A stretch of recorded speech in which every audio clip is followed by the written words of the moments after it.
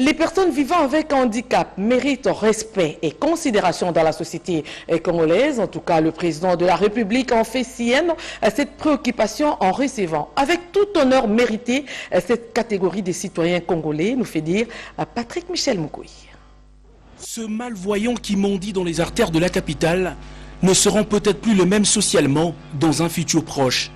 Reçu par le chef de l'État, la délégation représentative de malvoyants, de malentendants et autres handicapés a reçu les assurances du premier citoyen du pays pour une prise en compte des problèmes sociaux de cette catégorie de la population. S'adressant au président de la République, le porte-parole de la délégation, un malentendant, a remercié le garant de la nation pour avoir accepté de les recevoir, tout en l'invitant à tenir compte de leurs revendications contenues dans un mémo reçu avec joie par le président de la République. Pour une rencontre inédite, Félix-Antoine Tshisekedi, visiblement ému, a annoncé qu'il va y avoir un département au sein du gouvernement Ilunga exclusivement consacré aux problèmes de vulnérables, catégories confondues. Un ministère du genre sera une grande première en République démocratique du Congo. Je comprends les difficultés qui sont les vôtres. Ce que je peux vous dire avec assurance, c'est que nous prendrons vraiment en charge tous ces problèmes. Nous n'oublierons personne. C'est vrai que ça ne va pas se faire du jour au lendemain. Mais au fur et à mesure et dans la mesure du possible, nous allons améliorer le quotidien de nos compatriotes. Je suis là pour ça. N'oubliez pas notre devise qui est le peuple d'abord.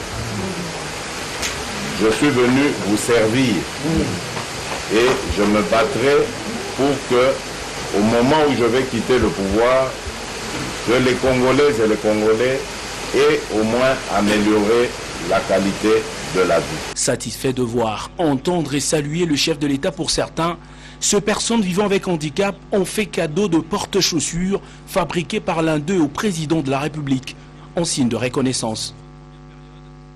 Entrevue avec le garant de la nation terminée, les personnes vivant avec handicap sont allées frapper à la porte du Premier ministre Ilunga Ilunkamba qui a aussi reçu les membres de la Fédération des entreprises du Congo et les chefs coutumiers. Reportage Pompoumba à Françoise Bouilabouaki. Le patronat congolais approché par le Premier ministre. Conduite par son vice-président Jean-Pierre Kiwakana, la délégation de la FEC a fait au chef du gouvernement des propositions pour améliorer le climat des affaires, des lois favorisant la croissance, l'application du code minier. Les patrons poussent pour la construction du barrage de Inga 3 pour combler le déficit en énergie. Envoyer un signal fort aux personnes vivant avec handicap. Le fil conducteur fixant les critériums des propositions des candidats ministrables au gouvernement Ilunga l'a indiqué. Cette délégation vient aborder des problèmes spécifiques. Il sollicite un portefeuille et une attention particulière sur leurs conditions de vie. Le pouvoir coutumier, détenteur du pouvoir ancestral, a fait le déplacement de l'hôtel du gouvernement. En audience, le chef de délégation, Fumudifi Mabols, a remis le mémo contenant des propositions des autorités coutumières à intégrer dans le programme du gouvernement. Cette délégation est un échantillon d'un grand groupe qui envahit l'enclos de l'immeuble. Informé, le Premier ministre les a rejoints. D'un geste de la main, Ilunga Ilunkamba a salué toute la délégation. Ils sont venus exprimer leur soutien et accompagnement au Premier ministre. Les séries de consultations ont pour but d'aider le chef du gouvernement à étoffer son programme. Riposte contre la maladie à virus Ebola. Nous l'avons dit en titre, les nouvelles sont bonnes pour les provinces de Beni et de Goma. Pas de nouveaux cas d'Ebola déclarés ces derniers jours. Il existe de rescapés de cette maladie. Et notez bien que des dizaines de personnes guéries de cette épidémie vont être libérées. La maladie à virus d'Ebola actuelle a fait plus de 1700 décès parmi les 2600 cas confirmés. Ces chiffres font de cette 10e épidémie la plus meurtrière après celle qui a sévi en 2013 en Afrique de l'Ouest.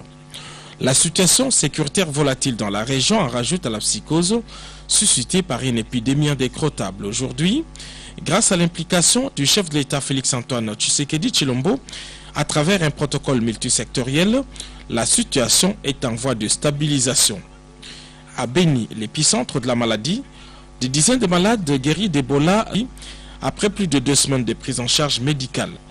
Dans la ville de Goma, les 2 cas avérés sous traitement depuis 10 jours attendent la fin de la durée des traitements requises pour être déclarés complètement guéris. Pour Dr Mouyembe, les spécialistes d'Ebola et secrétaire exécutif de la riposte, on peut bien guérir de la maladie à virus Ebola. Il y a quelques années, nous on disait toujours Ebola, il n'y a pas de médicaments, il n'y a pas de vaccin. Je pense qu'à la fin de cette épidémie, il y aura des conclusions qui auront une valeur universelle. C'est-à-dire, l'Ebola, il y aura maintenant un vaccin, l'Ebola, il y aura maintenant un traitement. S'il y a un malade qui arrive à temps au CTE et qui est mis sous les traitements, nous avons maintenant 4 molécules que nous sommes en train de tester.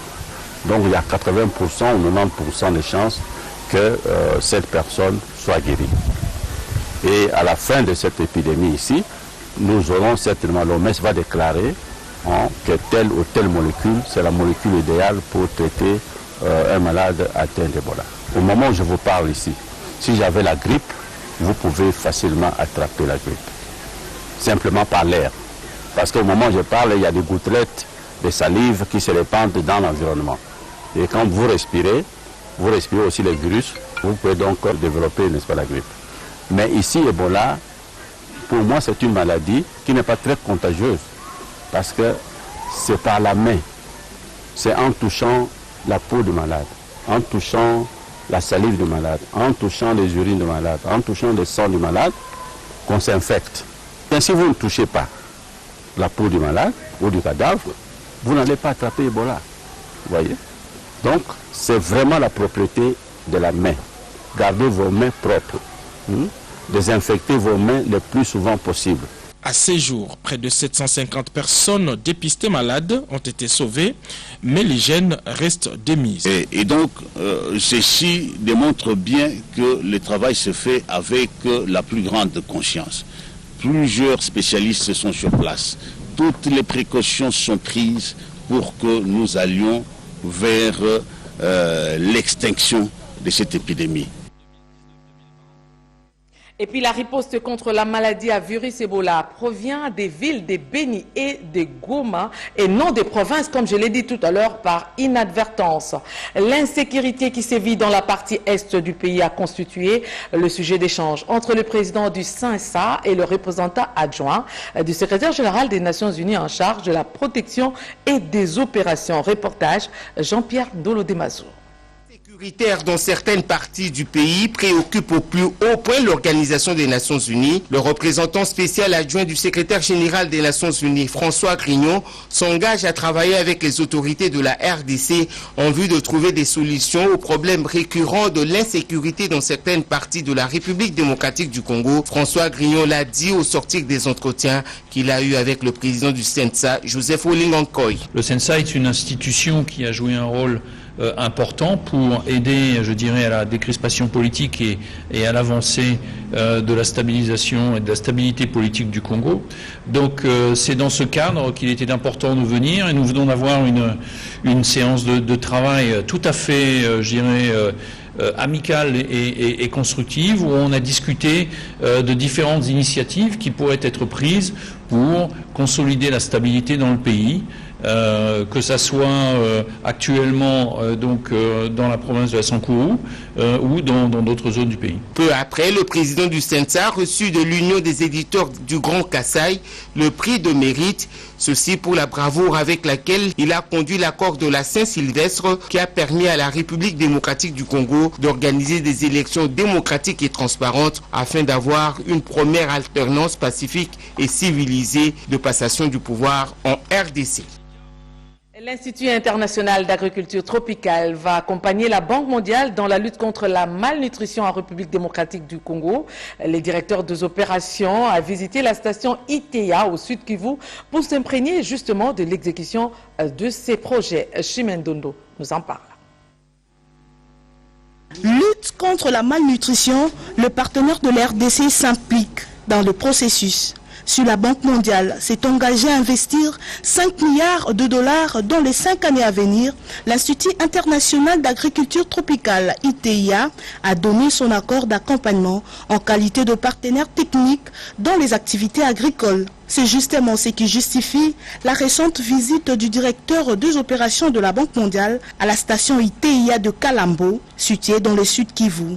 Reçu par le directeur général, le docteur Sanguin Teraya, Christophe Carrette s'est dit satisfait de l'évolution de projets lancés, notamment la mise en place de champs de multiplication de variétés de manioc et autres activités sur l'harmonisation de collaboration avec le Burundi dans le cadre de l'intégration régionale. Vous allez voir que cette closerie a 4 compartiments. 4 compartiments bien sûr, parce qu'il y a un compartiment qui n'est pas là, qui est en haut de closerie, donc qui est les temps psychos, qui est à Nakabera. Et donc tout commence par Nakabera, où sont gérés les géniteurs. Les géniteurs arrivent ici, où ils sont traités, et puis là on passe à la reproduction. L'Institut international d'agriculture tropicale, ITEA, lutte aux côtés de la RDC et autres nations africaines pour la sécurité nutritionnelle dans les cultures biofortifiées, avec un accent sur la gestion de ressources naturelles et la mise en place de politiques agricoles favorables et bénéfiques au développement du secteur agricole. Au chapitre des infrastructures, pour parler des travaux exécutés sur la bretelle des Lutendele et la réhabilitation du Palais du Peuple, notez qu'il n'y a eu ni risque de corruption, ni de détournement dans l'exécution des 10 travaux, contrairement à certaines allégations. Cette précision est donnée par le Bureau des coordinations et des suivis du programme sino-congolais.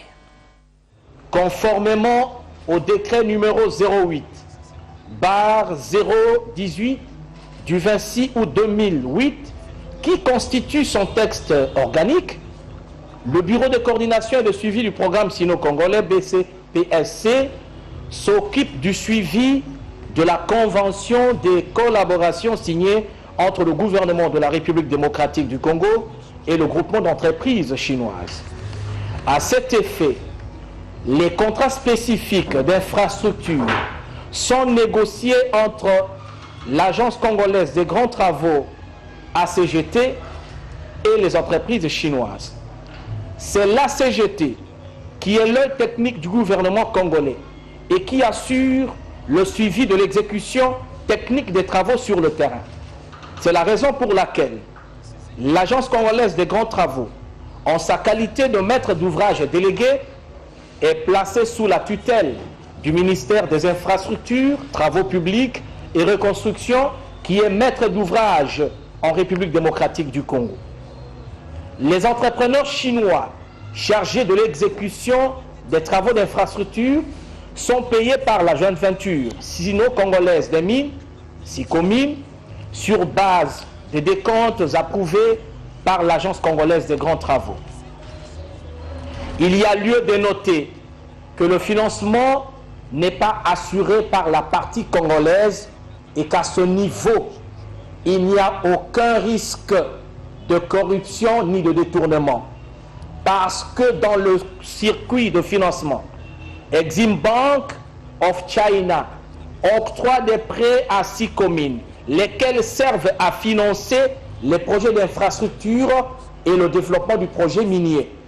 C'est la joint venture SICOMINE qui emprunte les fonds et assure le remboursement des prêts principal plus intérêt avec le bénéfice généré par l'exploitation minière. Une partie de la concession du lycée Lubusha, nous sommes là dans le Haut-Katanga, a été vendue à une entreprise minière, vous l'avez certainement appris, et l'information a été portée aux députés provinciaux au cours d'une descente sur le terrain. C'est un reportage signé Tony Moutung de la RTNC Lubumbashi. Le Boucha de Lucha n'a été ni vendu par le prêtre, ni spolié par les miniers de l'entreprise Excellent Mineral. Cette société appartenant au compatriote congolais Siméon Tsangama a simplement acheté une partie de la concession non exploitée par l'archidiocèse de Lubumbashi qui en est propriétaire. Confirmation faite ici par M. l'abbé Simon Milambwe, chargé des œuvres à l'archidiocèse de Lubumbashi. Déclaration faite devant une forte délégation parlementaire conduite jeudi 8 août 2019 par le président Freddy Kachoba Lubikibwe. Il y avait des menaces de spoliation. L'archidiocèse était aussi confronté surtout au problème des trésors artisanaux. Alors, faute de moyens, nous nous sommes dit non, il fallait réduire la superficie du lycée. Ces propos sont complétés par maître Arsène Ngolo, avocat de l'archidiocèse de Lubumbashi, qui affirme qu'il était pratiquement difficile de protéger les 24 hectares de l'école.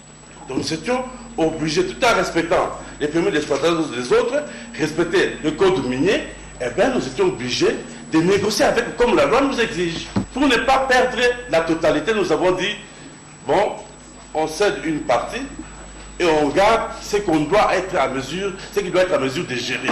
Au regard de tous ces éclaircissements, les membres de la société civile, ceux du comité des parents et les chefs coutumiers du coin ont affirmé devant la presse qu'ils s'insurgeaient contre la vente du lycée Le Boucha et non de la concession non utilisée. Ils ont pour ce faire invité les parents à inscrire leurs enfants au moment opportun à l'entreprise Excellent Mineral de continuer avec les travaux tout en protégeant l'école.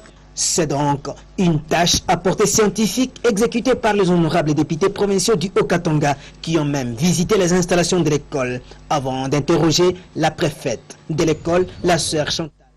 La journée internationale des peuples autochtones est une journée internationale créée en 1994 par l'Organisation des Nations Unies et célébrée le 9 août de chaque année. Il s'agit aussi de célébrer 350 000 personnes qui réclament en vain depuis plusieurs dizaines d'années la reconnaissance de leur existence, leur particularisme culturel et leurs droits territoriaux. René Ngwangu Nene Maïzana nous en parle. Le 9 août de chaque année, le monde entier célèbre la Journée internationale des peuples autochtones. Le thème est retenu, Année internationale des langues autochtones. À Kinshasa, les acteurs et défenseurs des peuples autochtones ont lancé un message pour la sauvegarde des langues de ces peuples en République démocratique du Congo. Ces derniers pensent qu'il faut créer un centre culturel et de documentation des savoirs endogènes et traditionnels. C'est pourquoi on a profité de ces cadres d'aujourd'hui pour essayer un peu d'échanger avec le public sur le processus de l'aménagement du territoire qui est en cours. Parce que dans ce processus, l'État vise à mettre en place un plan national d'affectation des terres.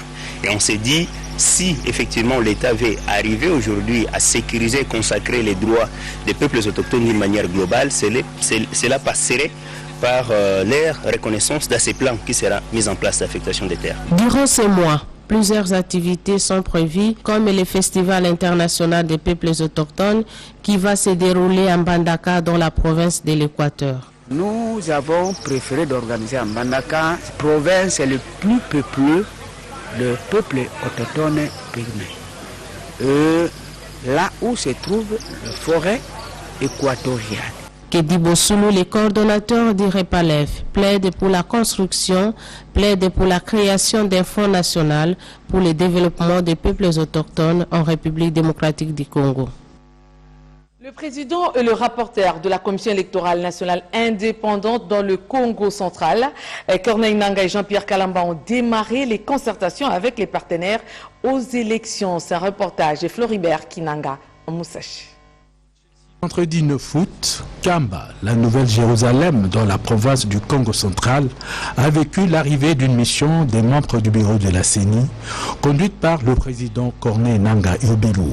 Il a épinglé la présence aussi du représentant de l'église kimbanguiste au sein de la CIME, la commission d'intégrité et de médiation électorale qui réunit les chefs des confessions religieuses, Elebe Kapala, et du rapporteur de la CENI, Jean-Pierre Kalamba Mulumba, comme membre de cette délégation. Le chef spirituel de l'église kimbanguiste et représentant légal, son éminence Simon Kimbangu Kiangani, les a bénis et leur a réservé un accueil chaleureux et instructif en rapport avec les missions qui leur sont communes. Il s'agit pour l'église kimbanguiste, avec ses 22 millions de fidèles, de l'encadrement du peuple de Dieu sur la terre des hommes, et particulièrement le peuple congolais pour sa participation à l'œuvre hautement civique de reconstruction et du développement de la nation RDC au centre de l'Afrique. Ce pays qui a donné au monde le prophète Simon Kimbangu et répand ses enseignements depuis 1921 à travers le monde. Le Congo est Congo. Ce qu'il est aujourd'hui, c'est parce que les élections ont réussi. Et si les élections ont réussi, c'est parce qu'il y a eu les prières. Nous étions à Kamba ici pour demander les prières à Dieu pour que le pays soit stabilisé. Après les élections, nous sommes de ces rares Congolais qui se sont souvenus que nous avions demandé à Dieu de rentrer pour dire merci et rendre grâce. Il nous a reçus et lui aussi nous a remerciés d'avoir amené les bateaux des élections au bon port, ce qui amène la paix. Et sans la paix, il n'y a pas l'évangélisation. D'une province à une autre du Congo central, nous nous rendons dans le Maniema où le vice-premier ministre intérimaire de l'Intérieur a présidé une réunion sécuritaire. La libération des otages de Salamabila et la réinsertion des détenus basés à Kindu dans leurs familles respectives ont fait l'objet de cette rencontre. Francine Atomissi, Bijoué Kamba, reportage. Arrivé à Kindu, dans la province du Maniema, toujours dans le cadre de sa mission de pacification, le vice-premier ministre intérimaire de l'Intérieur et Sécurité, Basile Olongo-Pongo, n'a pas eu du repos. Il a présidé une réunion sécuritaire faisant suite à celle qui a eu lieu récemment dans cette même province. Réunissant autour de lui tous les membres du Conseil provincial de sécurité du Maniema, en vue de trouver des pistes de solutions pour que la paix dure à jamais dans le sud Maniema, où règne l'insécurité depuis quelques temps. À la fin, le vice-gouverneur de la province du Maniema, Jean-Pierre Amadi Loubenga, a fait un rapport détaillé à la presse. Comme vous le savez, nous avons un problème avec les otages qui ont été pris au niveau de la commune rurale de Salamabila. À la base des conflits, c'est la société minière Namoya Mining qui ne conjugue pas les mêmes mots avec la population autochtone. Le vice-premier ministre a convoqué une série de réunions. Il a présidé personnellement un conseil provincial sécurité au cours duquel des recommandations ont été formulées de part et d'autre. En ce qui nous concerne, nous, en tant qu'exécutif provincial, il a recommandé que nous puissions faire des rencontres répétées avec, premièrement, Banro, mais aussi avec la population autochtone de la commune rurale de Salamabila. La mission, c'est de récupérer les otages. Il s'est fait des recommandations. Le preneur d'otages exigeait la libération des prisonniers qui étaient détenus à Angenga. Et le chef de l'État a instruit personnellement qu'on puisse les libérer. Et aujourd'hui, ces détenus viennent de regagner le Maniema par l'aéroport de Kindu. La paix sur toute l'étendue de la République démocratique du Congo reste la seule préoccupation pour le président de la République, Félix-Antoine Tshisekedi Tshilombo, pour l'émergence du pays. Que faire pour améliorer l'emploi de jeunes diplômés universitaires? La solution à cette question passe par l'entrepreneuriat et la création d'emplois en vue de résorber le chômage en République démocratique du Congo. C'est du moins ce que l'on peut retenir de la campagne y afférent dont la cérémonie a été lancée par le gouverneur Jean Tiningobila à l'intention des jeunes de Kinshasa, la capitale. Rodépanda, reportage. Les jeunes diplômés universitaires congolais, mieux ceux de la mégapole, ville de Kinshasa, embrassent facilement le chômage plutôt que l'emploi. Cela est dû au manque d'emploi ajouté à cela, le manque d'initiative, sinon la difficulté de créer son propre business à travers la deuxième édition des compétitions de recrutement initiée par la BAT, Battle of Minds, dont le lancement intervient ce vendredi 9 août 2019, sous la présidence du gouverneur de la ville, Jean Tiningobila, vient résoudre cette question de création d'emplois. Plusieurs intervenants se sont succédés derrière Madame Liliane Pengue, qui a fait la présentation globale de cette firme pour étayer cette grande initiative. Commence une nouvelle aventure et crée une nouvelle ère avec différents sous-thèmes tels que l'enjeu réel du marché professionnel et la sélection après les tests d'embauche. Pour terminer avec l'ABC de la recherche de l'emploi. Selon Liliane Pengué, manager de cette entreprise, la BAT est une école qui forme les jeunes universitaires diplômés pour bien compétir et combler l'insuffisance d'expérience exigée sur le marché de l'emploi. Face au taux élevé du chômage de notre jeunesse, ne peut me laisser insensible en tant que premier citoyen de la ville de Kinshasa. La jeunesse et l'emploi font partie de mes premières préoccupations et j'ai d'ailleurs décidé d'encourager tout au long de mon mandat toutes les initiatives positives. Conscient du taux élevé de chômage à Kinshasa, le gouverneur Jean-Tini Ngobila ne pouvait rester indifférent. Sa présence témoigne la détermination dû apporter un soutien éloquent. Une lueur d'espoir pour les populations de Kasavubu, Kalamobumbu et Bandalungwa, victimes de la pollution. Le ministre provincial de l'Environnement vient d'annoncer la construction d'un site de transit des décharges sur l'avenue Sayo. Nous sommes là dans la commune de Kasavubu. Louisette Sakala Malassa. Débarrasser Kinshasa des immondices est déjà en soi une politique heureuse et surtout des très hautes portées sociales. On y mettra encore du relief par un choix judicieux des sites de transfert des déchets dans un environnement qui ne soit préjudiciable à la santé de la population. Nous sommes sur l'avenue Sayo dans la commune de Kasavubu avec le ministre provincial de l'Environnement, Aménagement et Tourisme, Didier Tengue Telito. Et selon les instructions de son Excellence, Monsieur le gouverneur Jean-Tini Ngobila Mbaka, au niveau de Sayo, il y aura un grand site de transit de décharge qui sera construit, qui va accueillir tous les déchets, c'est-à-dire sachets, cartons, et qui va désengorger les communes de Kasavubu, Kalamu, Bumbu, Ngirngiri et une grande partie de Bandal. Nous demandons à tous les pousse-pousseurs qui sont les modes d'évacuation primaire, déjà de dire aux personnes propriétaires qui sont dans leur parcelle, de savoir déjà séparer leurs déchets, de mettre de côté les sachets, c'est-à-dire les plastiques, les cartons, l'aluminium, les ferrailles et les bouteilles. Parce qu'une fois qu'ils séparent cela, ils emmènent ça au niveau des décharges, ils sont directement compartimentés. Nous avons déjà terminé au niveau de Nsiri, nous allons attaquer Mapezo, au niveau de Maenge, au niveau de Wileri, nous avons au niveau de Oyua, nous avons au niveau de Bandundu et nous allons attaquer celui de Sayo. Donc c'est-à-dire que nous sommes en train d'arriver et nous allons d'ici les mois qui suivent stabiliser au niveau des 7 communes concernées phares et nous allons maintenant nous déporter au niveau des communes de l'Est. Le moins que l'on puisse dire, c'est de constater qu'il y a véritablement une accélération dans la concrétisation de la vision du gouverneur de la ville-province Kinshasa de faire de la capitale une ville propre, alors propre au vrai sens du terme.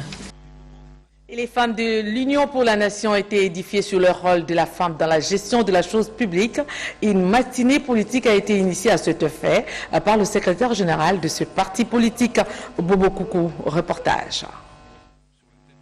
La participation de la femme aux sphères de la prise de décision, une raison légitime pour toute femme. C'est dans ce cadre que le secrétariat général de l'Union pour la Nation congolaise, UNC, à travers la cellule de recrutement et implantation, a initié une journée de sensibilisation de la femme à la prise de conscience de son apport dans la gestion de la chose publique. Ces femmes se sont dites prêtes et derrière l'honorable Vital Kamerhe en vue d'apporter leur expertise pour une république 50-50. Comme le veut le chef de l'État, Félix-Antoine Tshisekedi Tshilombo. Les mamans de l'UNC, derrière leur président, Vital Kamerhe, sont déterminées à se lever pour réclamer la parité. Les autorités du Congo tiennent compte de la parité. Pour Joseph Papi Okata, l'élection à la tête de la Chambre basse du Parlement de l'honorable Janine Mabunda prouve à suffisance la volonté du chef de l'État, celle d'atteindre dans les années à venir l'effectivité 50-50. C'est la toute première fois qu'on puisse avoir une présidente de l'Assemblée nationale, une femme. Voilà pourquoi les mamans se sont saisies aussi de l'occasion pour réclamer leur quota. Alors nous voulons aussi voir les mamans dans le prochain gouvernement. Femme éducatrice, femme gestionnaire, c'est elle qui gère la base familiale. Sa participation effective dans la gestion de la République ne peut qu'être indispensable pour un Congo émergent. Bien communiqué dans ce journal, la famille Mouloudiki, les enfants Kazumba, toute la famille, ont l'immense douleur de vous annoncer les décès de Madame Elie Mouloudiki et Kanyeba, survenus à Kinshasa, la capitale, le 8 août 2019. Le deuil s'y tient ainsi Toko numéro 16, derrière le complexe scolaire Maloula à Limete, référence Saint-Dominique. Les obsèques seront célébrées à une date ultérieure, signée la famille Mouloudiki. Mesdames et messieurs, ça n'est fini pour ce journal.